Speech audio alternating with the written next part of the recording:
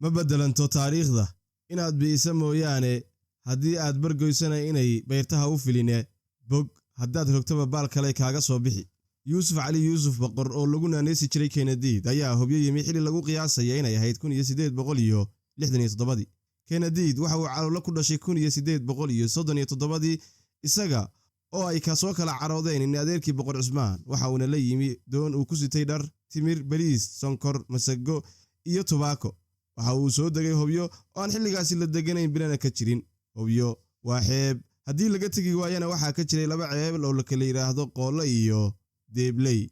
Laba maalmood ayuu Yuusuf Kennedy badda saarnaa oo aanu dhulka soo degin. Ugu dambeynsa 3 nin oo la socotay ayaa uu dhulka u soo dejiyay. Nimankaas la socday ee saddexdaha waxa la kala oran jiray Sulcayn, Faral Jaalle iyo Gaboose. waxay nimankaasi soo degay ee saddexda isqaabileen 3 nin oo kale oo reerka Sacadka oo halka deganaa waxaana la kala oran jiray Sheekh Cabdi Caalin, Maxamed Ayaan la Guuleed iyo Xaaji Axmed Liibaan.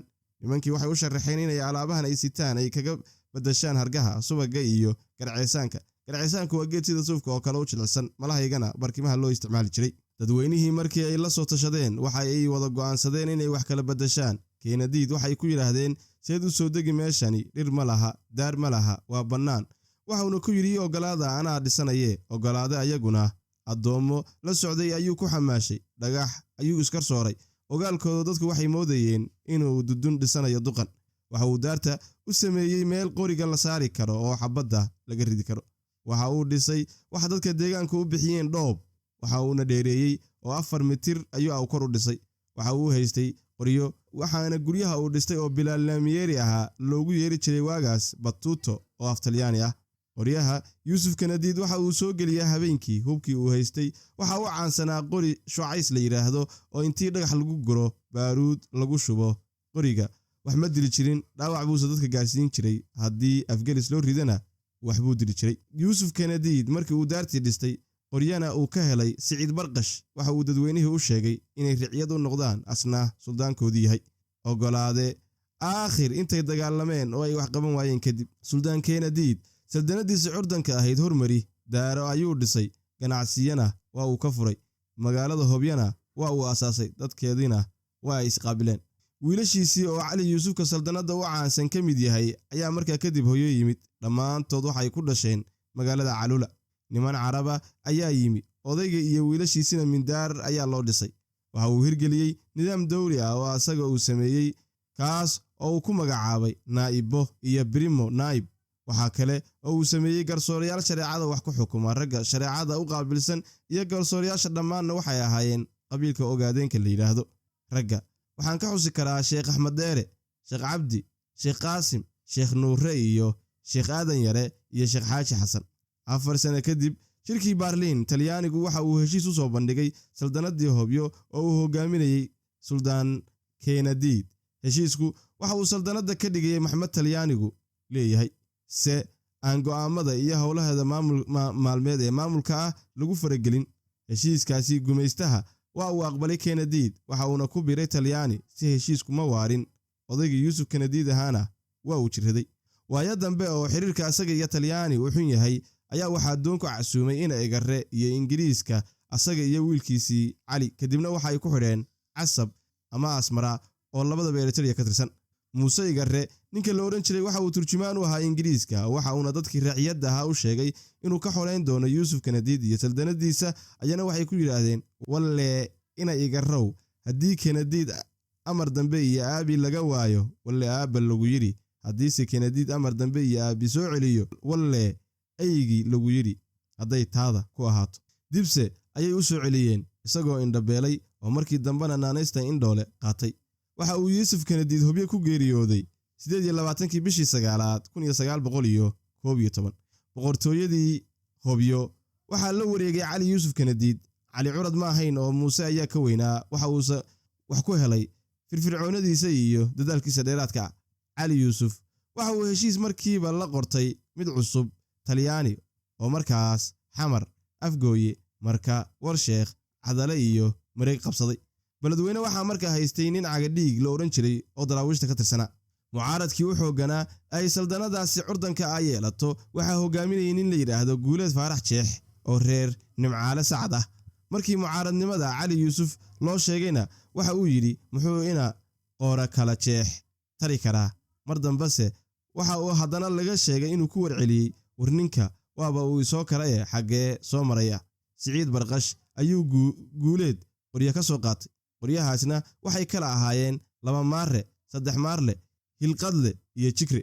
waxa uuna u soo buuxiyey doon dhan oo raashin ah, tolkaana ciidan ka samayso ayuu ku yidhi. Guuleed waxa uu ka soo degay Ceelbuur oo markaa aan ilmo Cali Yuusuf degin, waa saxeeb iyo marso la degan yahay. tolkii waxa uu ka codsaday inay awriyo ciidan keenaan, eryada reer Kanadiidna ay iska qaadaan. nin sajaajuus ah oo tolkii ka mid ah ayaa ilmo Kanadiid wax walba u sheegay.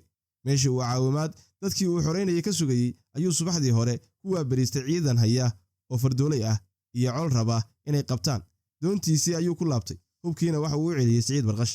intaa kadib Cali Yuusuf oo suldaanada haya waxa uu u dhuyaalay inuu gumaystaha Talyaani gacan saar xoogan la yeesho. Ceelbuur ayuu sameeyey. waxa uu u diray Cismaan Yuusuf oo suldaan ka noqday, kadibna waxa uu magaaleeyey Xaradheere. waxa uu u dhiibay walaalkii Muuse Yuusuf. Ceelbuur waxa naayib ugu magacoonaa naayibka oo ka dhigan sidii barasaabka oo kale nin la oran jiray Godogodo. ninkaas ugu magaca dheeraa ee Ceelbuur u xukumayay saldanadii Hobyo aadkan u caanbaxay waxaa la yiraahdaa Cumar Samatar. saldanadii Hobyo waa ay fiday, waxayna isku faafiyeen Garacad. waana markii u horeysay ee daraawiish iyo ilmo Kanadiid coloobaan, sababtoo ah daraawiishtu waxay markaa deganayd magaalada Jariiban. dagaalkaasi waxaa lagu jabiyey daraawiish. Jariibanna waxa uu haray Cali Yuusuf iyo colkiisa. hase yeeshee Ayl oo 60 kilomitir u jirta Jariiban waxaa degan sayidka iyo colkiisa. daraawiish ceel la yiraahdo Baarbacadle, wadada midig ka xigta oo Garacad iyo Baarbacadle u dhaxaysa, ciidan ayuu geeyey Cali Yuusuf Kanadiid. Cali Yuusuf waxa uu mar kale isku soo ballaariyay Gaalkacyo oo uu gacanta ku dhigay. Bayra oo Gaalkacyo 30 kilomitir u jirtana waxa markaa xukuma sayidka iyo daraawiish. nin la oran jiray Danla'aan ayuu barasaab uga dhigay Gaalkacyo.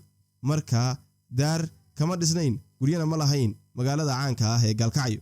waxa uu ninka ugu magacoonaa ilmo Kanadiid degay qaymad yar oo uu samaystay. waxa kale oo uu sameeyey taalada hadda Gaalkacyo astaanta u noqotay. ayadoo xaalka saldanada Hobyo sidaas yahay ayaa sayid iyo daraawiish jabeen oo Ingiriis diyaarada ku weeraray xarumihii daraawiish. mucaaradkii labaad ay la kulantay boqortooyada Hobyood oo ay kala kulantay dadkii ay qabsatay waxay kaga timi beesha Cumar Maxamuud oo uu ka adkaaday kuna dhigay colaad qaadatay magaca Abaahaweyn, iskuna ogoleysiiyey inay aqbalaan. boqortooyadii Cali Yuusuf waxay isku fidisay meelihii sayidka iyo daraawiish ka kaceen.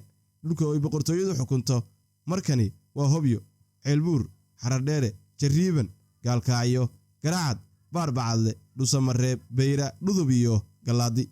jabkii daraawiishka kadib si xoogan ayuu Talyaanigu koonfurta Soomaaliya isugu ballaariyay. waxayna goosteen in taladooda mooye aan tu kale koonfurta Soomaaliya ka shaqayn.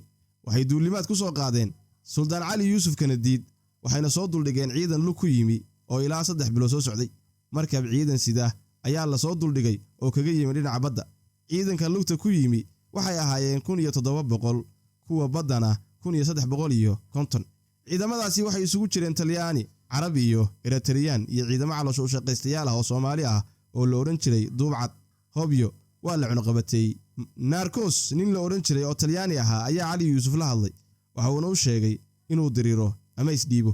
haddii uu isdhiibana waxa uu u ballan qaaday in la siin doono mushaar asagoo magacii saldanada ku qaadan doona, asaga iyo carruurtiisana guryo xamar laga siin doono. sanadku markuu ahaa 1925 ayay soo afjarantay saldanadii Hobyo.